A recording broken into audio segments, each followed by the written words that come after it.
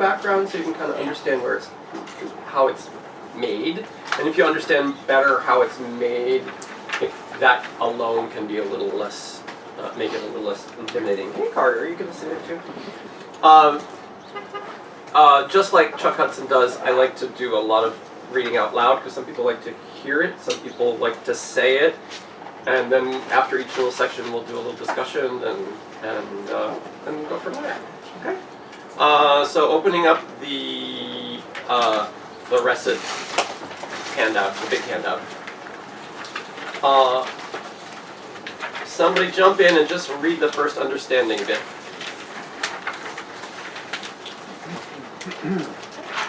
Obviously, no singer has the time to examine the autograph of an opera as part of the preparation process, but some knowledge of the conventions of notation and construction can be immensely useful. For the curious, manuscripts of many operas are increasingly becoming available for scholarly research as high-quality scans from the international libraries. Sometimes these are original autograph score, or just as often, they are subsequent handwritten copies, made for productions in theaters in various cities. So right now, I'm about 90% of the way through my process with La Cifra, examining two of these manuscript scores. They're both up, I would say, between 800 and 900 manuscript pages apiece. The first one that I'm looking at is Salieri's autograph of La Cifra, which he kept with him his whole life. In fact, most of Salieri's materials stayed with him his whole life, which is one of the reasons most of the things have survived in a way. That Mozart's stuff got sold off because his wife was dirt poor after he died, and so they needed money, so they sold things bit by bit, and they got scattered, and a lot of things got lost. Salieri's autographs, fortunately, many of them are extant, and almost all of them are in the Austrian National Library. The downside to Salieri's autographs is that over the course of those 20 years or so, that after he stopped composing opera, he kept messing with them. He kept making erasures, rewriting things. Sometimes, if there was a production in a different city, he'd rewrite something and make an adjustment in his own autograph score. And so there's this reconciliation process. The other score, the other manuscript that I'm looking at, is probably the first big copy that was made for the court theater in Vienna, where La Cifra was performed for the first time in, I think, 1788. And of course, you don't get to photocopy or run mechanical copies in 1788. So you're trying to find, everything has to be hand copied. So this first copy has large amounts of what Salieri wrote, but there are things that don't make it in the transcription. Sometimes there are dynamics missing, sometimes there are wrong notes, sometimes there are little changes just because somebody's working fast. And so, and then the other thing that's being reconciled between the two is looking at what Salieri wrote at first, which probably pretty closely matches that first copy, and then what he wrote over it. So there's this fun little wave back and forth between the two sources. And that's part of what scholars get to do. But obviously, when we're looking at a recitative, we're looking at like somebody's bottom line of what they've tried to figure out from all these different sources. So let's continue. Somebody else? A typical autograph score is comprised of several hundred pages of often hard to decipher handwritten music. A tremendous economy of effort and materials is exercised by the composer. The challenge for the performer is leveraging knowledge of notational conventions for appropriate and expressive performance practice. Keep going. Unbelievable tales of operas composed in a matter of weeks or even days begin to make a little more sense when notational practices are examined. Various means of shorthand are employed in every aspect of notation, saving time and effort, paper, and ink. Here are some classical era shortcuts. So before we get to that, how many people have heard the story of like Barbiere composed in 18 days or something like that, right? Yeah. We're going to see some of the ways that was possible. We also need to know that, for instance, with Barbiere, the recits were farmed out to somebody else. So there were two people working on it. They already had the libretto, it was done, and so it was a matter of like one person writing out this and one person writing out the recits. A similar story for Clemenza. The recits of Clemenza were farmed out to Süssmayr, who also is one of the first people to complete the Requiem. So that's one of the ways that this happens. Did you get a handout? I did not know. Who needs them? Just hand back one of each, or come grab one of each, whatever. Whitney, did you get the handouts? Oh yeah, I have them, thank you. Awesome. We're in the big thick one that says Recit on the front. Oh, thank you.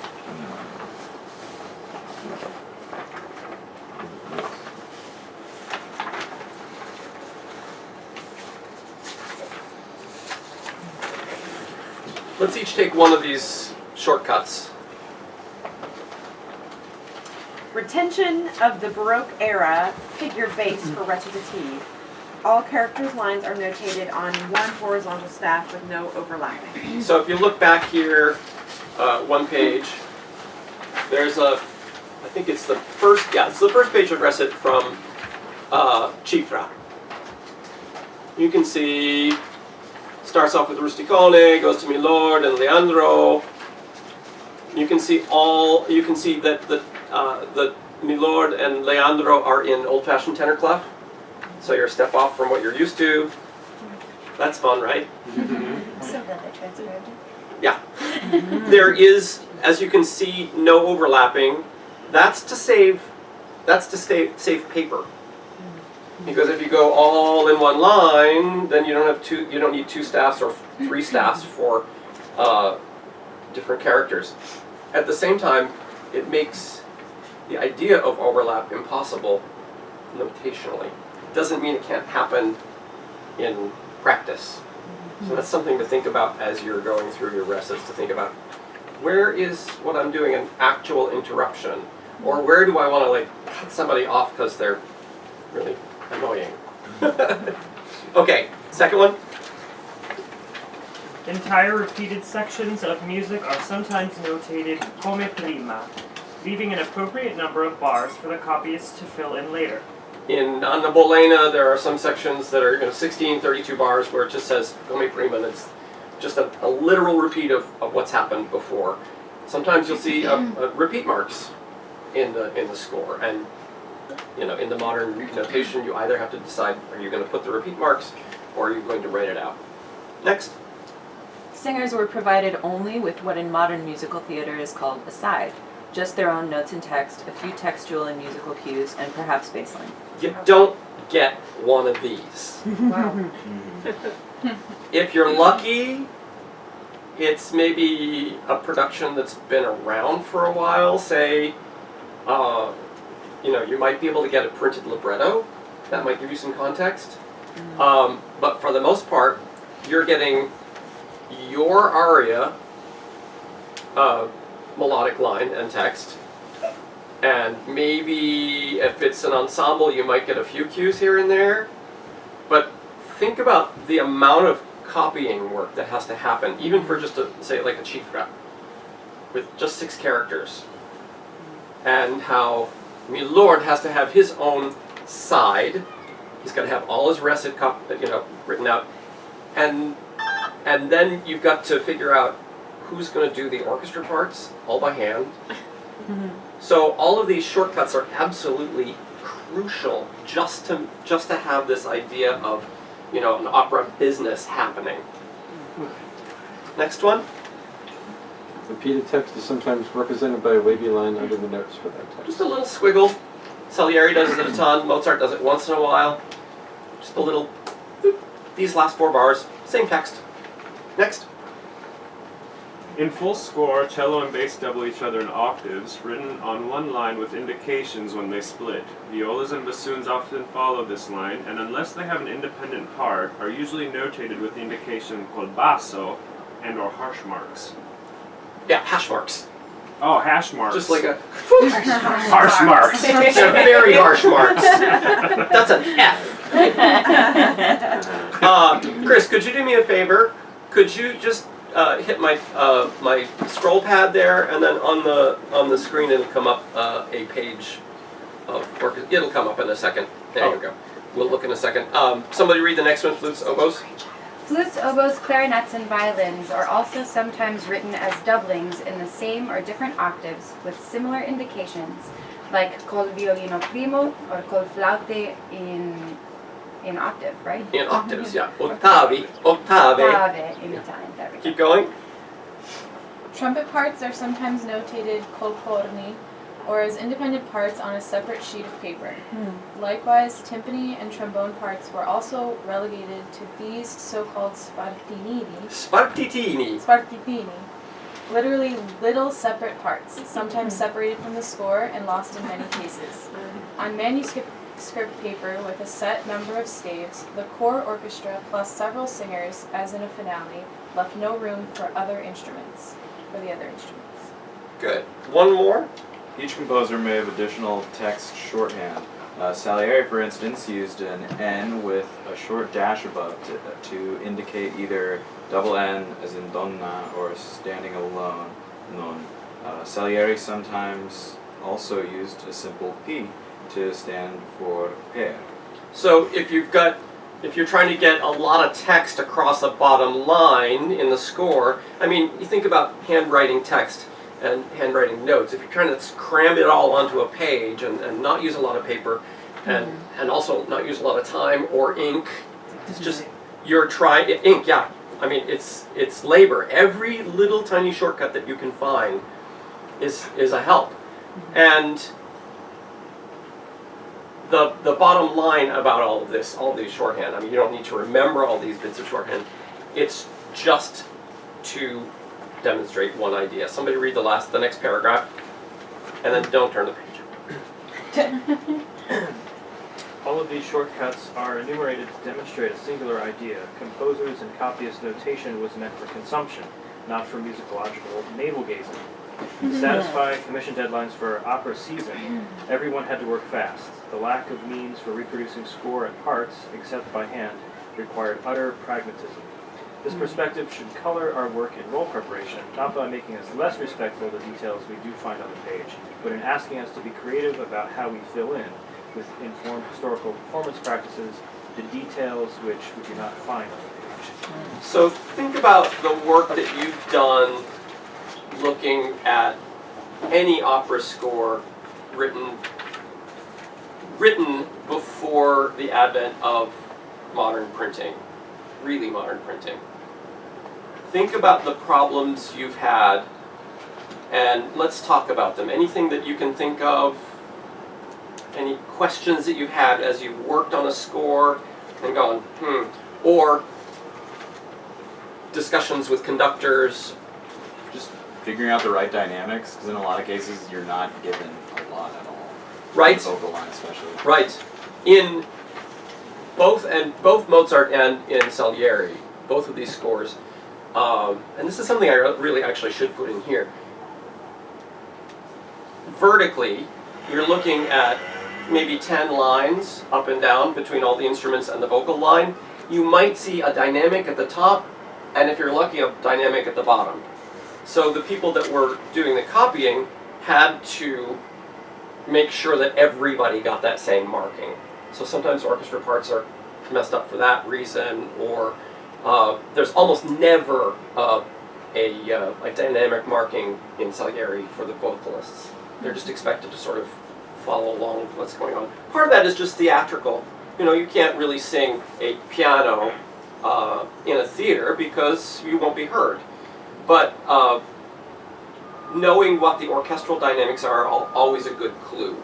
So look down into the piano vocal score, which usually has a compression of all the other parts that are there.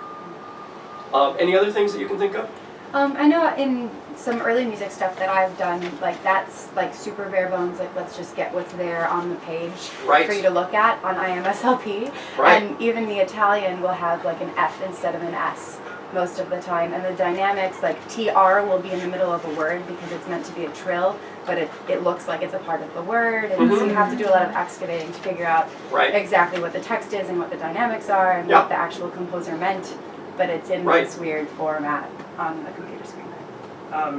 The appoggiaturas, like musical Appoggiaturas, we will get to that, but that's a huge thing. Exactly. What you see on the page Also, is not what we expect to perform. ornamentation. in Ornamentation, general, and musical. Sure. How much to do? What's appropriate? How do we decide all that? Anyone else can think of any other things that they've struggled with? Triplet rhythms versus 16th notes, and like, are we dotting and doing a 16th Right, note, or are we doing right. I mean, if you look in a Bach score at a triplet rhythm in common time, and then you see a dotted 8th, 16th, what do you do with that? Modern performance practice has discovered small examples here and there that say you line up, it becomes a quarter and an eighth. There are some times in Verdi where you want to line up a triplet rhythm and a dotted eighth as like a sextuplet. So we have to decide what those performance practice things bring us. The main thing is we have to get to an interpretation that we can believe in, that we can agree on as a group, that the conductor and the orchestra players can manifest, and not to get stuck in the process of going from the page to the performance. So the next thing we're going to do is we're going to talk about Recit. Before we turn the page, let's talk, what do you guys think of as Recit? How would you define it? The motivating plot pushing within the opera. Okay, so that's a functional definition, which is great. Sure. It usually does move things along dramatically. Anything else? Dialogue. Notated dialogue. Dialogue, Yes, notated dialogue. Speech-like less lyrical. Less lyric. Okay, good. What else? What other things do you think of when you think of recitative? If it's dry recit accompanied by either harpsichord or pianoforte, or some keyboard instrument with continuo, Right. Good. and not orchestra unless it's Accompagnato. accompanied. Good. Good. Rhythm based on the language and Good. That's a very important part of understanding what Recit is. Good. Good. Let's turn the page, and I'll give you sort of like a working definition. It's not the only definition, but it's one. Somebody read it down. Do you have extra copies? 1, 2, 3, 4. Great. Recitativo secco, dry recitative, is vocal music notated conventionally, but performed with rhythm dictated by the accents of the words, and with a simple chordal accompaniment provided by the continuo, played by a keyboard and often cello or bass.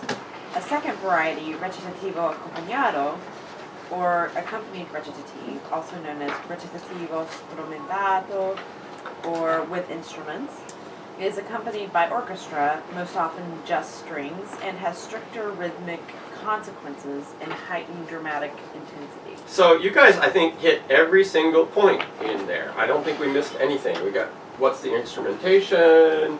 We got and Whitney added an important thing. It often moves the plot point forward. And we got the idea that it's that the rhythm comes from the words, and we got the idea that it's just chordal accompaniment. Great. Somebody continue.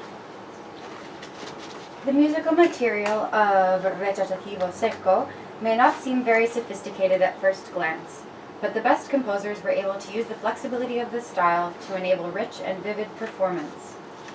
All that was notated in the original manuscript was the bass line, and on a single staff above, the music and text of all the various characters in the scene. The convention gives the singer a significant amount of information without over-notating, and allows for maximum dramatic impact and flexibility. So one of the handouts is a page a little further in. It's a little recit between Sandrino and Lisotta. It's a good example. You can see from where it says scene and then 3 question marks, because I wasn't sure exactly what the scene was. It was one of those places where the scribbling was unrecognizable at the moment. I need more clues. And you can see this is pretty much a straight transcription of what Salieri wrote. There are almost no figures, no basic figures, so you kind of have to figure out, is it a root position chord, or is it a sixth chord, or is it a second inversion chord, or maybe is it, a 7 chord? And we'll talk later about why that was mostly okay for the keyboard players. Anything else you notice about this transcription? The only thing that's really changed about the notation on this page, I've left the beaming in a rhythmic style so that you can kind of see more quickly how the bar is divided. In a later version of this, we'll take out all the beams and it'll be just by the single note, as in standard notation for singers. And the other thing that's changed is all of the tenor clefs and treble clefs, tenor clefs and soprano clefs are rendered into modern notation. You poor sopranos, you'd be like a third off from what you're used to. Oh, this looks so low. It's nice psychologically. Psychologically, it's not a bad thing. So let's go through some of the different elements. Harmony. The harmony is provided by the continuum. It can move in either logical, expected progressions or in jarring, surprising ways, but follows the dramatic impetus of the action. A figured bass was sometimes written under the bass line to indicate what kind of chord should be played, but as often as not, most of those decisions were implied or understood. Motion by falling fifths is a sort of default, and departures from this are a guide to the drama. If recitative cuts are called for in a production, the musical team must make adjustments in both the sung notes and the bass line of the recitative. These adjustments are necessary in order to create a harmonically, dramatically convincing progression. So, those of you who have done recit shows, where there have been a lot of cuts, what kind of struggles are there sometimes? Well, it's like the right chord progression. If you're going, like if you're making all your cuts based on text, then sometimes you have to fudge the melody a little bit just to make it like line up right. And how many times have you been in a production where the musical staff hadn't done their homework ahead of time, or maybe where a stage director who didn't understand that particular element of things had not coordinated with the music director to create those kind of adjustments ahead of time? Most of them. Most recit shows I've been in. Almost every single show that I've ever had come across my music stand, where the singer comes and they bring a particular set of cuts, and I go,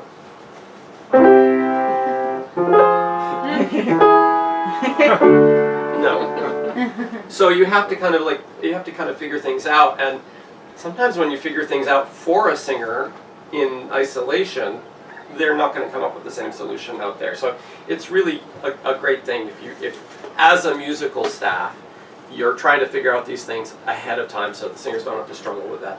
And also, feel more comfortable with all those adjustments that happen. It's also something that directors need to sort of be aware of, because there's always this sort of arc within a scene of harmony that goes in a particular direction, and it supports the dramatic arc of the scene, and if that's broken or altered, it can become a problem. Going back to this Lizotta Sandrino scene, so it's the third line down where this particular scene starts. First chord's A minor, and then it's hard to see because it's in the first inversion, but it goes down a fifth,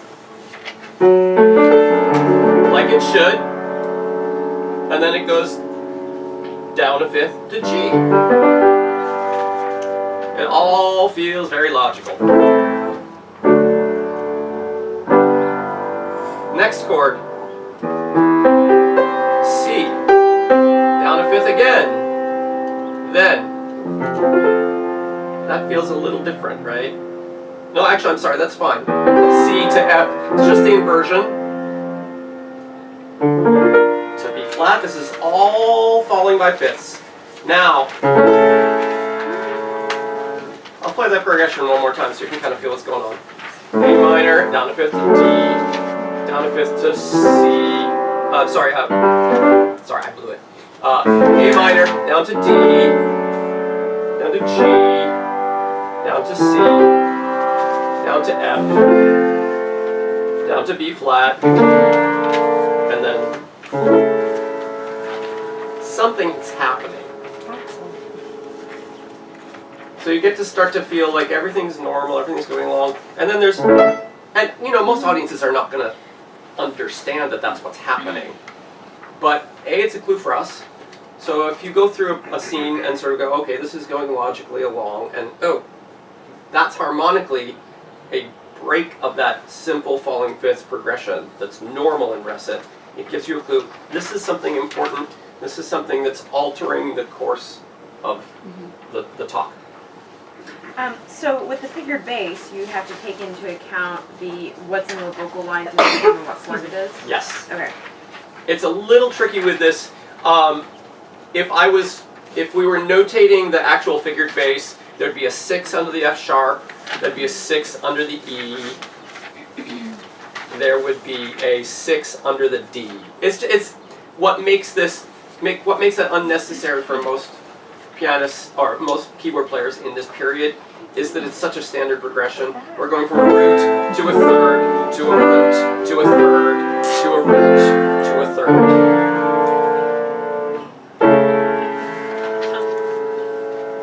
So that gives us a little idea of how the harmony is constructed. Make sense?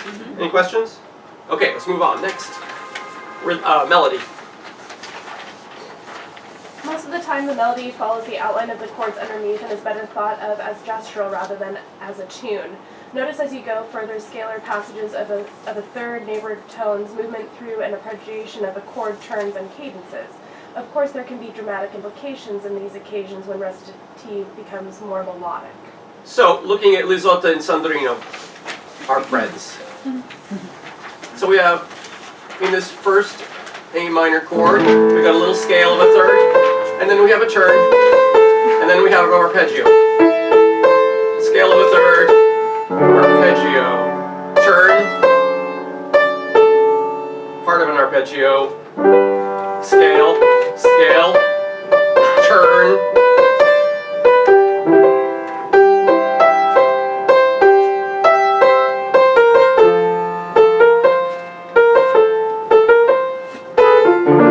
start to feel the pattern. I mean, we've all done Recit, but when you're starting to think of it, you know, from the ground up and you're learning a new Recit, if you can break down what's the direction of things, it can really make life a lot easier. Then you're not like doing 100 notes. You're doing this pattern. So I'm going to actually play that much, but I'm going to play it in a way that I like to play Recit, just to kind of know where things are going. I'm not going to play any repeated notes.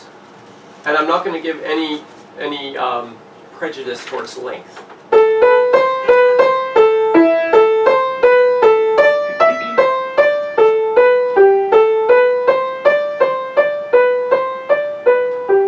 That's 8 bars. Goes by pretty quickly, right? Okay, next. Rhythm. The rhythm is intended to approximate and sometimes to heighten the rhythm of speech. It's for this reason that it's crucial to have the feel of the spoken Italian in working order before singing the recitative. Recitativo secco is almost always notated in C, common time, with occasional extra half bars if an idea didn't quite fit. Almost never in Mozart. Somehow he managed to make that common time bar. Salieri does one in almost every single Recit. Quite frequently they happen on page turns where he sort of lost track. Oh, I wrote a half bar here, and then oh, I need another little. The basic idea is that the half note is a sort of a pulse that runs through all of it, and sort of whether it's a whole bar or a half bar doesn't really matter. Continue. Rests can be consequential or not. Wow, that's helpful, right? The shorter the rest, the less likely it is to be of consequence in timing, but often indicates syntax. But not always. But not always. These shorter rests can be there to fill out the rhythm of a bar or to indicate the tiniest of syntactic joints, barely deserving of anything more than a little phrasal doubling. It is also possible to justify eliminating larger rests when the text calls for it, or to add time when the staging calls for it. Basically, the rhythm is flexible and it comes from the words. Remember that first and foremost, because it's going to make your life a lot easier. If you get stuck in looking at the rhythm and trying to make sense of the rhythm, you're going to make life just not very pleasant for yourself. Make sure that you can speak the Italian before you even crack the score. Continue. Because all the rolls are notated on a single line, it is impossible to indicate overlap in a standard recitative notation. This doesn't mean it can't happen. When interruptions are called for, you will usually not see a change of chord. In other instances, the first note of a new character will fit in the old harmony, and a new chord can be slipped in after the phrase begins. Taking advantage of these potential overlaps can heighten tension or create urgency and excitement. Yeah. So, if you've got 3 bars all in G major and you've got 3 characters going back and forth, it's very possible to sort of overlap things and really keep things moving. If there's an actual interruption, if you see a ... chances are it's going to be under the same chord. And if it's under the same chord, you really can blur the lines of the rhythmic notation. Continuing the text. In some ways, the idea of the original text of an opera is a somewhat fluid concept. The text as provided by the librettist to the composer may not always be readily sourced. We will usually have the text as notated by the composer in the autograph, in which words or punctuation may be changed, eliminated, or added from the librettist's choices. Verdi, in particular, would often send large sections of the libretto back to his librettist, Poor Piave. demanding they be rewritten according to his musical needs. And sources of another text that we can often find is copies of the printed libretti, created for the audiences, and therefore conforming to what was to be sung on the stage. This can often help us determine what cuts might have been taken in any particular historical production. The most important reason we must have a reputable copy of the libretto handy is so that we can easily see the poetic form. Great, thank you. So, 3 kinds of libretti, or 3 definitions of libretto. So, we start out with what the librettist wrote. Lucy was talking about Metastasio, and how Metastasio didn't really even care about the musical setting. It was like, this is about the poetry. And so that's the first version, and it's very sacrosanct. It's like, that is the poem. And it gets delivered to the composer, and then the composer starts messing with it, which is, great, because you can't, I suppose you could take it as gospel, or you say, okay, I don't like this particular word. Or you might, in working very quickly, say, not even think about the word that the librettist chose, and choose a similar word that has the same number of syllables. It happens, where, especially with really common words, they get replaced accidentally. And then the third kind of libretto, this is actually a reprint of a libretto, a 1790 libretto